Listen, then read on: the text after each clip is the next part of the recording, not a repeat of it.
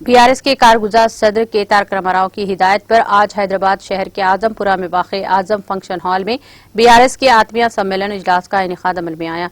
इजलास में वज़ीर दाखिला मोहम्मद महमूद अली ने मेहमान खुसूसी के अलावा रुकने कानूनसाज council MS Prabhakar, BRS in charge greater Hyderabad doctor D Shravan, BRS in charge हल्के असम्बली मलकपेट मोहम्मद आजम अली, हल्के असम्बली मलकपेट से ताल्लुक रखने वाले तमाम बीआरएस के सीनियर कायदीन, कॉर्पोरेटर्स, साबिक कॉर्पोरेटर्स, डिवीजन सुदूर के अलावा दीगर मुकामी बीआरएस कायदीन और कारकुनों की कसी तादाद ने शिरकत की। बाद अज़ा वज़ीर दाखिला मोहम्मद महमूद अली ने मीडिया से खिताब करते हुए कहा कि वज़ीर आला केसीआर की जानिब से रियासत की तरक्की और फलाही स्कीमात पर मौसर अमलवारी से मुतासिर होकर मुल्क भर की अवाम केसीआर जैसे कायद की क़ियादत के मुंतज़िर हैं। उन्होंने कहा कि मुल्क भर की अवाम रियासत तेलंगाना में किसानों की फलाह व बहबूद के लिए रैतु बंधु स्कीम, रैतु बीमा स्कीम, किसानों को मुफ्त बरखी सरबराही, दलित बंधु स्कीम, आसरा पेंशन के अलावा दीगर तरक्याती और फलाही स्कीमात की तर्ज पर मुल्क भर में निफाज का मुतालबा कर रहे हैं। और मलकपेट चंद्रनगोटे के इंचार्ज भी मौजूद थे। तेलंगाना के अंदर टीआरएस का बहुत बड़ा जोश है, लोगों में बड़ा एहतराम है, क्योंकि तेलंगाना के लोग तरक्की चाहते हैं। वो तरक्की देने वाली कोई पार्टी है तो वो तेलंगाना राष्ट्र समिति पार्टी है, जिसे सीएम साहब ने भारतीय राष्ट्र समिति पार्टी बनाएंगे। आज हमारे भारत के लोग तेलंगाना में जब आ रहे हैं, देख रहे हैं यहाँ की तरक्की देखकर बड़े परेशान हैं। ये 8 साल में क्या अजूबा हो गया है, किस तरह केसीआर साहब ने तेलंगाना को गोल्डन तेलंगाना बनाया है, यहाँ के किसानों के मसाइल हल किए, यहाँ के खास तौर से पावर का जो प्रॉब्लम था उसे हल किए।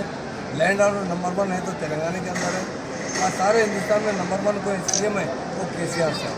हम भगवान से खुदा से दुआ करते हैं, आज जो केसीआर साहब हमारे सीएम है, कल वो हिंदुस्तान के पीएम बने। इसलिए बने केसीआर साहब के लिए आवाम के लिए ज़रूरी है। हिंदुस्तान का पानी समंदर में बह जा रहा है, कोई इस्तेमाल करने वाला नहीं। हिंदुस्तान में रोज़गार बीजेपी ने बहुत, मोदी साहब ने लाखों की तादाद, करोड़ों की तादाद की बात की है। आज हमारी स्टेट, छोटी स्टेट में 91 लाख जॉब प्रोवाइड किए जा रहे हैं। भारत के अंदर हर साल 2 करोड़ जॉब की बात की, पर आज देखते हैं 200 जॉब भी नहीं दे सकते है। तो जो भी गवर्नमेंट के अंडर कंट्रोल में चल रहे हैं, चाहे रेलवे हो या इंश्योरेंस कंपनी हो, चाहे एयरलाइंस हो, उसे प्राइवेट कर दिया जा रहा है, बेच दिया जा रहा है। बड़ी अफसोस की बात है। आज हमारी स्टेट को देखकर लोगों को बर्दाश्त नहीं हो रहा है। किसी तरह भी तेलंगाना में अमन धर्म भरम करना चाहते हैं, तो ऊपर वाले से भी रमज़ान का महीना है, प्रार्थना करता हूँ कि हमारे सीएम साहब को शक्ति दे, तेलंगाना स्टेट को तरक्की दे, तेलंगाना के अंदर आवाम में भाईचारे की मोहब्बत, जो गंगा जमुना तहजीब की बात करें तो कायम रख। यकीनन केसीआर साहब हमारे लिए बड़े से बड़े लीडर से बढ़कर लीडर है। क्यों? हिंदुस्तान को आज़ाद दिलाने में गांधी जी, महात्मा साहब ने बहुत बड़ा रोल अदा किया था, नेहरू साहब ने। पर तेलंगाना को हासिल करने के लिए 69 का मूवमेंट फेल हुआ। 2001 के बाद सीएम साहब ने 14 साल जद्दोजहद कर तेलंगाना हासिल किया। आज तेलंगाना के 10 डिस्ट्रिक्ट को 33 डिस्ट्रिक्ट बनाए गए।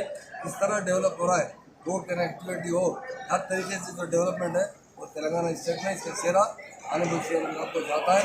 हम यही चाहते हैं, तेलंगाना की आवाम भी यही चाहती है कि सीएम साहब के हाथ मजबूत करें, कि आत्मा सम्मेलन में लोगों को बताना है, मिलना है कि तेलंगाना स्टेट किस तरह तरक्की कर रही है। ऊपर वाले से दुआ करते हैं, भगवान से प्रार्थना करते हैं, तेलंगाना स्टेट को तरक्की दे, हमारे सीएम साहब के हाथ मजबूत करें और बीआरएस पार्टी तेलंगाना में सारे हिंदुस्तान में आगे बढ़े। इसके लिए आज काफ़ी लोगों ने इस मीटिंग में खुदा से दुआ भी की और अपने अपने स्पीचेस में बताया कि तेलंगाना के आवाम सब मिलकर केसीआर साहब